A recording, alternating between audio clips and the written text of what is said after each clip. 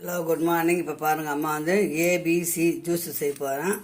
Apple, carrot, beetroot இதை வச்சு தான் ஒரு சிம்பிளாக ஜூஸ் செய்ய போகிறேன். இது வந்து ரத்த அணுக்கள் வந்து நல்லா உற்பத்தி ஆகும், ரத்த சோகை நீங்கும், உடல் வைட்டமின் சி, பி எல்லா அனைத்து சத்துகளும் நிறைந்த இந்த ஏபிசி ஜூஸ் போட போகிறேன். வாங்க பார்க்கலாம். இப்போ ஜூஸு மிக்சியில் அரைச்சின்னு வந்துட்டேன். இதில் வந்து நன்னாரி வந்து ஒரு 2 ஸ்பூன் ஊற்றிக்கலாம். இனிப்பு சுவைக்கு சர்க்கரை போடாதே குடிக்கலாம், நல்லது. நான் ஒரு 2 ஸ்பூன் 1 ஸ்பூன் அளவு ஊற்றினேன். லெமன் கொஞ்சம் புழிஞ்சுக்கோங்க. சும்மா ஒரு 1/4 மூடி, அவ்வளோதான். இப்போ இதை நல்லா கலக்கலாம்.